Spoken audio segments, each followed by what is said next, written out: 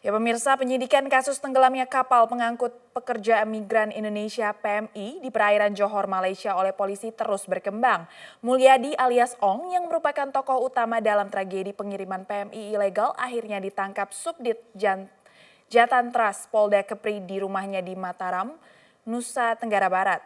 Uang ratusan juta rupiah dalam rekening pelaku pun diamankan.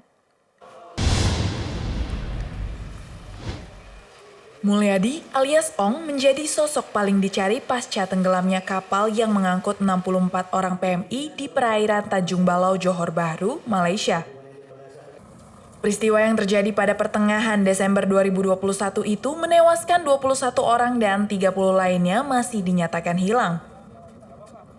Nama Mulyadi terungkap setelah Susanto alias Acing, pemilik kapal naas itu ditangkap polisi di tempat persembunyiannya di Bintan, Kepri, hari Minggu lalu.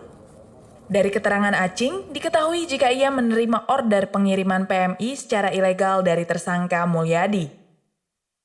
Untuk satu orang PMI, Acing mendapat upah dari tersangka Mulyadi sebesar 1,5 juta rupiah.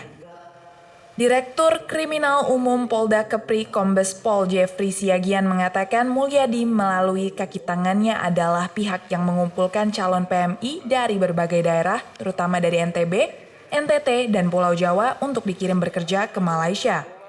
Namun, calon PMI ini diberangkatkan secara ilegal. Bisnis haram perdagangan manusia ini sudah lama dilakoni pelaku Mulyadi. Ratusan bahkan ribuan PMI ilegal sudah dikirim pelaku ke Malaysia secara ilegal. Upah yang diterima pelaku Mulyadi berkisar di angka 5 hingga 10 juta per orang. Dan selama 3 hingga 6 bulan, gaji para PMI ini akan dipotong oleh pelaku Mulyadi. Yang bersangkutan kita diamankan oleh personil kita dari Direktur Kriminal Umum Polda Kepri di backup dengan rekan-rekan dari Ditreskrim Polda NTB ya di rumahnya ya, bahwa saudara M inilah ya yang mempunyai kaki tangan ataupun orang-orang ataupun agen yang melakukan perekrutan dari daerah-daerah, kemudian yang digeser ke Batam, kemudian diseberangkan ke Bintan, yang kemudian saudara M inilah yang mengontak kepada saudara A untuk menyiapkan transportasi, pengangkutan maupun tempat penginapan sementara di Bintan sebelum berangkat menuju ke Malaysia.